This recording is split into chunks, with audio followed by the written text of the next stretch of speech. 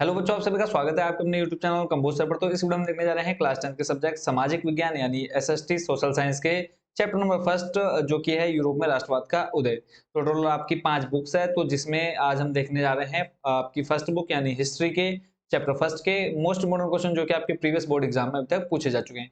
और आपके जो आने वाला बोर्ड एग्जाम है उसमें कौन सा क्वेश्चन इंपोर्टेंट रहने वाला है वो भी हम इसमें डिस्कस करने वाले हैं। और बाकी आपके बाकी सारे सब्जेक्ट लगभग कंप्लीट करा चुका हूं मैं चैप्टर वाइज। तो आप डिस्क्रिप्शन में जाकर के उस वीडियो को लिंक भी जरूर चेक कर लीजिएगा। ठीक है, तो देर न करते ले चलता हूं सीधा आपको क्वेश्चंस पर। और एक चीज और, जो बच्चे चैनल पर फर्स्ट टाइम विजिट कर रहे हैं चैनल को जरूर सब्सक्राइब कर लीजिएगा, ताकि जो आने वाले वीडियोस और चैप्टर्स हैं वो आपको टाइम रहते आसानी से मिल पाए। तो यहाँ पर जैसे कि आप देख पा रहे हैं, चैप्टर आपका क्या है फर्स्ट। और उससे पहले ऊपर आप देख रहे हैं इकाई एक इतिहास, और उसके बाद देख रहे हैं भारत और समकालीन विश्व। ये जो आपकी किताब है उसका नाम आप यहाँ पे पढ़ पा रहे हैं, और इसमें घटना और प्रक्रियाएं। ठीक है, और इसमें जो आपका चैप्टर फर्स्ट है वो है यूरोप यूरोप में राष्ट्रवाद का उदय। तो यहाँ पे देखो, सबसे पहले आगे हैं आपके MCQ type question answer. Most important role है आपके एमसीक्यू, क्योंकि लगभग 8 से 10 क्वेश्चन आपके यहीं से बनते हैं। उसके बाद आपके निश्चित उत्तरीय प्रश्न वो भी हम देखेंगे यहाँ पे कंप्लीट। जो पहला क्वेश्चन है इसमें हिस्ट्री में, वो मोस्ट इंपोर्टेंट है कि नेपोलियन की संहिता का निर्माण कब हुआ था। तो आंसर हो जाएगा इसका 1804 में। आप क्वेश्चन के जैसे मैं बताते जा रहा हूँ वैसे वैसे उसका आंसर को भी आप अच्छे से याद करते जाइए। तो नेपोलियन की संहिता का निर्माण कब हुआ बच्चों? 1804 में। सेकंड आपका इंपॉर्टेंट क्वेश्चन है, जॉल्वे राइन नामक शुल्क संघ की स्थापना कब हुई? तो 1834 में इस शुल्क संघ की स्थापना की गई थी। चलते हैं नेक्स्ट क्वेश्चन पर। इसमें है वीना सम्मेलन आयोजित किया गया। तो वीना सम्मेलन कब आयोजित किया गया बच्चों? 1815 में। और 1915 में कौन आए थे अफ्रीका से वापस भारत में? महात्मा गांधी जी। तो इसी से मिलाकर के इसको आप याद रखिएगा। नेक्स्ट है आपका एफ्रो अमेरिकन से आप क्या समझते हैं? तो एफ्रो अमेरिकन कौन है? अमेरिकी निग्रो से है। ये वे अमेरिकी हैं जिनके दूरस्थ पूर्वज अफ्रीका से आए थे। यानी ऐसे अमेरिकी निग्रो जो जिनके पूर्वज क्या आए थे? अफ्रीका से आए थे। तो अमेरिकी राष्ट्रपति बराक ओबामा इसका उदाहरण है। तो एफ्रो अमेरिकन उन्हीं को कहते थे। अगला है, आप ये मत लिख देना है कि बराक ओबामा को एफ्रो अमेरिकन कहते थे। ऊपर आप अच्छे से पढ़ लेंगे, इसको याद कर लीजिएगा। नेक्स्ट है मेनर क्या था? मेनर क्या था?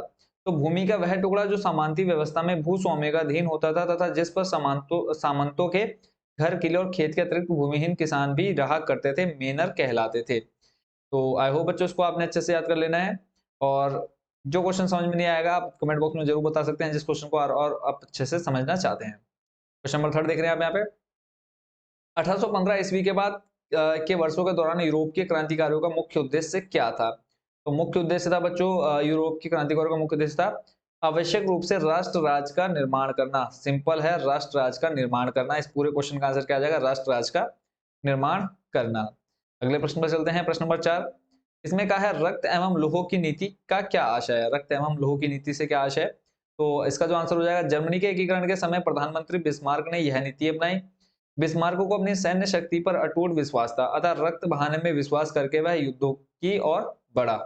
मतलब उसने युद्ध को मोस्ट इंपोर्टेंट रोल दिया है कि उसकी जो सेना थी वो बहुत अच्छी थी, लड़ाकू थे। तो उन्होंने क्या सोचा है कि हम युद्ध करके आसानी से किसी भी युद्ध को जीत सकते हैं। ठीक है, यानी लड़ाई करके हम किसी भी राज्य पर हमला करके जीत सकते हैं। प्रश्न नंबर 5 आप देख रहे हैं, 19वीं शताब्दी के शुरुआती दौर में राष्ट्रीय एकता किस विचारधारा से जुड़ी हुई थी? ठीक है, तो इसका जो आंसर आंसर आ जाएगा, राष्ट्रीय एकता उदारवाद विचारधारा से जुड़ी थी। सिंपल क्या आ जाएगा इसका आंसर? राष्ट्रीय एकता उदारवाद। सिर्फ आपने ये शब्द यहां से उठा लेना, उदारवाद विचारधारा से जुड़ी हुई थी। क्लियर है? नेक्स्ट क्वेश्चन देख लेते हैं, रूढ़िवाद से क्या आशय है? तो एक ऐसा राजनीतिक दर्शन जो परंपरा स्थापित संस्थानों, पौराणिक परंपराओं और रिवाजों पर बल देता है, वही आपकी क्या है? रूढ़िवाद। समझ सकते हैं आप उसको। क्लियर है? अगला प्रश्न आपका आ जाता है, प्रश्न नंबर जो कि आपके 3-3 नंबर के बनते हैं या 2 नंबर के आपके एग्जाम में। ठीक है, ये थोड़े से ना लॉन्ग है ना ज्यादा शॉर्ट है, पर ये जो आप उसके बीच में रख सकते हैं, 3 नंबर 4 नंबर में क्वेश्चन आपका आ सकता है। इंपॉर्टेंट है, गैरीबाल्डी के बारे में पूछा जा सकता है, चाहे वो 1 नंबर में पूछे चाहे 2 नंबर में पूछे। तो गैरीबाल्डी कौन था? जिससे पे गैरीबाल्डी इटली का एक महान सेना नायक था। ठीक है, कौन था ये? सेना नायक था एवं एक नेता था। इसके बारे में बेसिक चीज होगी। मैथ्सनी एवं काबूर की भांति इन्हें भी इटली की पितृभूमि का पिता कहा जाता है। तो इटली की पितृभूमि का पिता किसे कहा जाता है? गैरीबाल्डी। अब जैसे मान लो 3 ऑप्शन आ गए, मैथ्सनी, काबूर, गैरीबाल्डी, और बोलते हैं ये सभी। तो आप उसमें किसमें टिक करेंगे? ये सभी पर। फिर है गैरीबाल्डी का जन्म 4 जुलाई 1807 ईस्वी को नाइस में हुआ, जो उस समय फ्रांस का एक भाग था। ठीक है, नाइस किस जगह पर है, फ्रांस में है, ये आपने याद रखना है। फिर इनका परिवार समुद्री व्यापार में संलिप्त था, यानी ये जो इनके परिवार का या इसके खानदान का जो व्यापार काम धंधा था वो क्या था, व्यापार था। इसी के प्रभाव से ये भी समुद्री व्यापार एवं समुद्री यात्राओं में शीघ्र ही पारंगत हो गया और 1832 ईस्वी में 1832 ईस्वी में क्या किया, मर्चेंट मैरिन कैप्टन बन गए। धीरे धीरे इनका झुकाव राजनीति की ओर हुआ और इटली के शीर्ष नेताओं के संपर्क में आकर ये इटली की क्रांति में सम्मिलित हो गए थे। कौन, गैरिबाल्डी। नेक्स्ट जो क्वेश्चन आप देख रहे हैं बच्चों, मोस्ट मोस्ट मोस्ट इंपोर्टेंट है, बिल्कुल इसको आपने अच्छे से सेट कर लेना अपने माइंड में। 13 में, 17 में, 20 में, 22 में, और आपके जो आने वाला बोर्ड एग्जाम है उसमें भी ये देखने को मिलने ही वाला है। तो इसमें 1789 ईस्वी की फ्रांसीसी क्रांति के परिणामों का वर्णन कीजिए। क्या परिणाम रहे 1789 में जो क्रांति हुई? तो 3-4 पॉइंट मैं आपको बता देता हूँ, बाकी आप पॉइंट इसकी पीडीएफ भी मैं आपको प्रोवाइड करूंगा डिस्क्रिप्शन में जाकर के, इस वीडियो को भी आप डाउनलोड करके अच्छे से याद कर सकते हैं।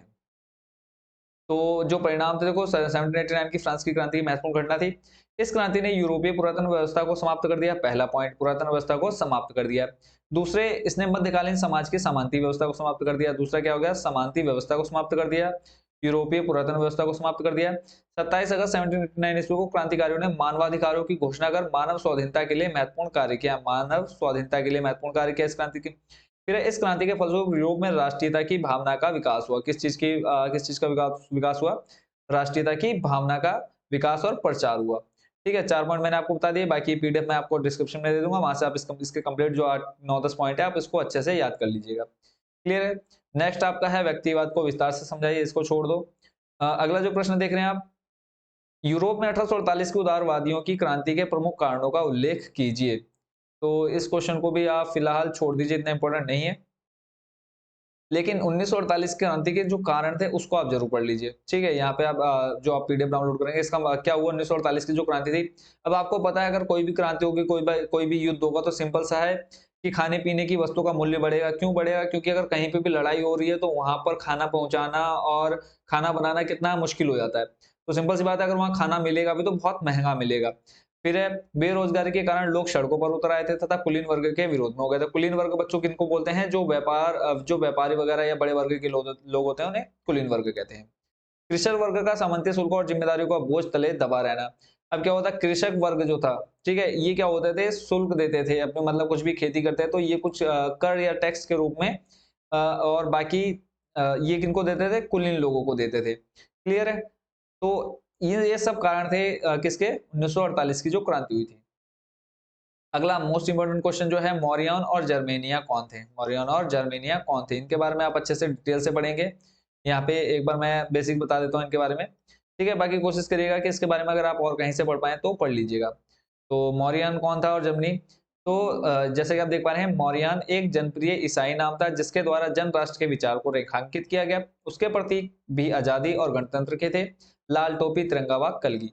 सिंपल सा अगर एक नंबर का क्वेश्चन ऑब्जेक्टिव टाइप बनता है तो बोल सकते हैं कि मौर्यन के प्रतीक कौन कौन से थे, तो लाल टोपी, तिरंगा व कलगी। ठीक है, ये आपने याद रखना है। अगला है, मौर्यन की मूर्तियां को सार्वजनिक चौराहों पर लगाया गया ताकि वह जनता को एकता के राष्ट्रीय प्रतीक का स्मरण कराता रहे और जनता उससे तादात्म्य स्थापित कर सके। मौर्यन का चित्र डाक टिकटों व सिक्कों पर भी अंकित किया गया। इसी भांति, यहाँ तक तो आ गया किसका, मौर्यन के बारे में। अब है, इसी भांति जर्मेनिया जर्मन राष्ट्र का रूपक बन गई। चाक्षुष अभिव्यक्तियों में जर्मेनिया बलूत वृक्ष के पत्तों का मुकुट धारण करती है क्योंकि जर्मन में बलूत का वीरता की निशानी माना जाता है। तो इन दोनों को आपने अच्छे से याद करना है, मौर्यन और जर्मेनिया। चलते हैं नेक्स्ट क्वेश्चन पर। नेक्स्ट क्वेश्चन है आपका, जर्मनी के एकीकरण की प्रक्रिया का संक्षेप में विवरण। तो जर्मनी का एकीकरण छोड़ दो, इसके अथवा में जो क्वेश्चन आएगा वो मैं आपको बता देता हूँ।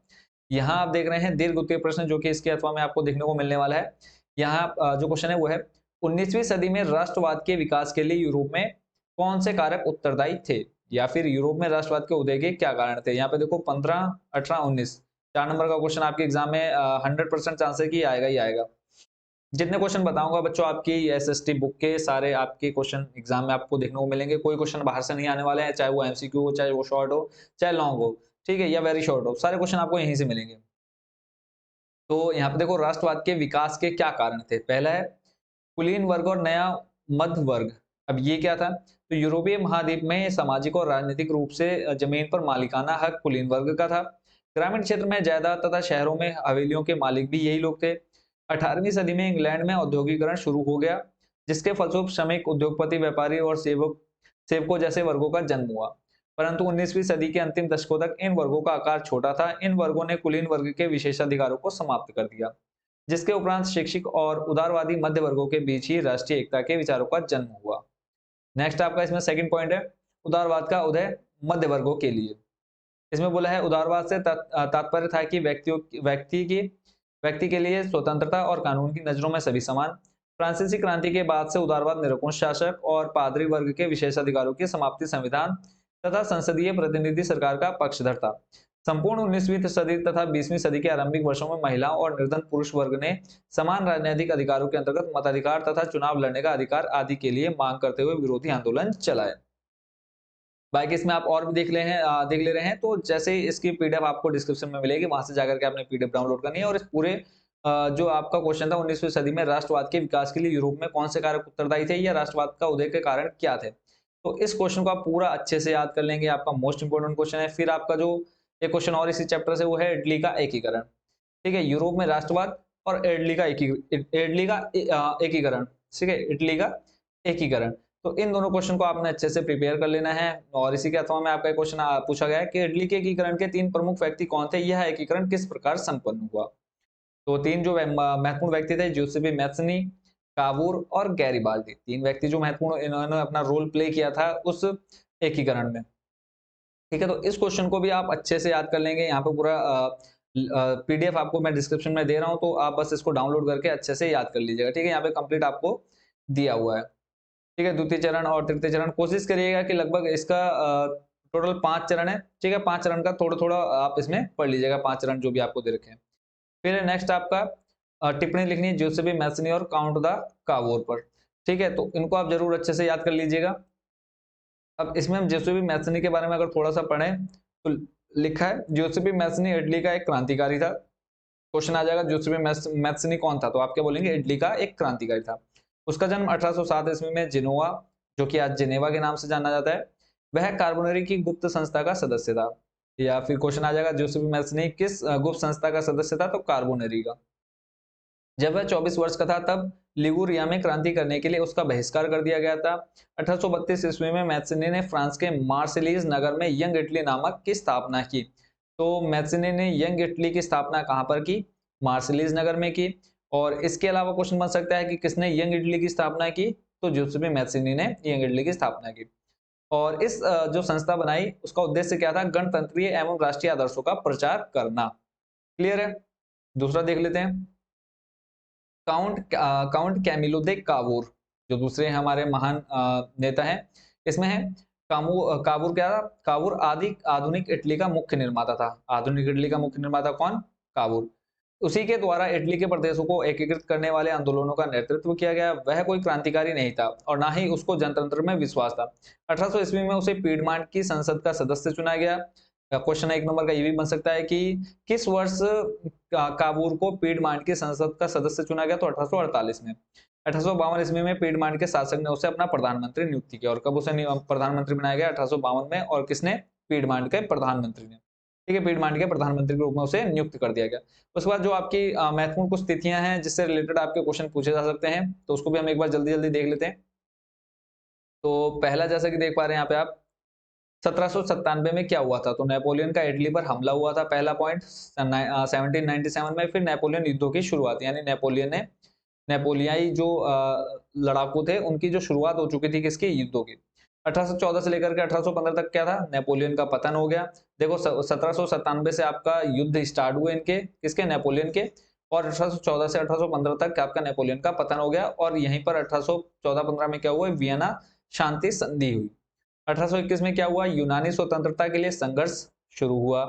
1848 में क्या हुआ, फ्रांस में क्रांति हुई। आर्थिक परेशानियों से ग्रस्त कारीगरों, औद्योगिक मजदूरों और किसानों की बगावत हुई। मध्य वर्ग संविधान और प्रतिनिधित्वात्मक सरकार के गठन की मांग करता है। इतालवी, जर्मनी, मैग्यार, पोलिश, चेक आदि राष्ट्र राज्यों की मांग करते हैं। 1859 से 1870 में क्या हुआ, इटली का एकीकरण। फिर 1866 से 1871 में जर्मनी का एकीकरण हुआ। 1905 में क्या हुआ, हैब्सबर्ग और ऑटोमन साम्राज्यों में स्लाव राष्ट्रवाद मजबूत हुआ। तो इन महत्वपूर्ण तिथियों को भी आप एक बार जरूर माइंड में सेट कर लीजिएगा। बाकी जितने क्वेश्चन मैंने आपको बताए, इन सभी क्वेश्चंस को कोशिश करिएगा कि फर्स्ट चैप्टर के जितने क्वेश्चन देखे आपने, खास करके एक तो ये हो गया यूरोप में राष्ट्रवाद का उदय, और दूसरा आपका इटली का एकीकरण। भले ही आप बाकी सब छोड़ दो, बट इन दोनों क्वेश्चंस को आप अच्छे से याद कर लीजिएगा। एक ये क्वेश्चन 1789, ये 3 क्वेश्चन आपके मोस्ट इंपोर्टेंट है फर्स्ट चैप्टर से। भले आप पूरी जितने मैंने इसके अलावा एमसीक्यू बताया या कुछ भी बताया उसको आप भले छोड़ दो, बट ये जो 3 क्वेश्चन आपके हैं मोस्ट इंपोर्टेंट है, इन तीनों क्वेश्चंस को आप बिल्कुल भी इग्नोर नहीं करेंगे। ठीक है, अच्छे से इन तीनों क्वेश्चन को आपने प्रिपेयर कर लेना है। बाकी आप सभी को बेस्ट विशेस आपके बोर्ड एग्जाम के लिए, अच्छे से तैयारी कीजिए। लगभग आपके सारे सब्जेक्ट की प्रिपरेशन कराता हूँ बच्चों, आपको चैप्टर वाइज अभी मैं क्वेश्चन दे रहा हूँ। जब आपका एग्जाम आ जाएगा तो तब मैं आपको मोस्ट इंपोर्टेंट जो कि आपके एग्जाम में आएंगे ही आएंगे वो क्वेश्चन भी आपको दूंगा, और बाकी पीडीएफ में आप लोगों को कंटिन्यू प्रोवाइड कराते रहता हूँ। बाकी एक बार डिस्क्रिप्शन में जरूर जाकर के आप चेक कर लीजिएगा, जो भी आपके इंपॉर्टेंट लिंक्स होंगे वो वहां पर आपको मिल जाएंगे। और जो बच्चे चैनल पर फर्स्ट टाइम विजिट कर रहे हैं, चैनल को जरूर सब्सक्राइब कर लीजिएगा, ताकि आपके बोर्ड की जो प्रिपरेशन है बहुत अच्छे से हो पाए। अगेन एक बार सभी को बेस्ट विशेस और thank you so much watching for this video. मिलते हैं नेक्स्ट यानी सेकंड चैप्टर में।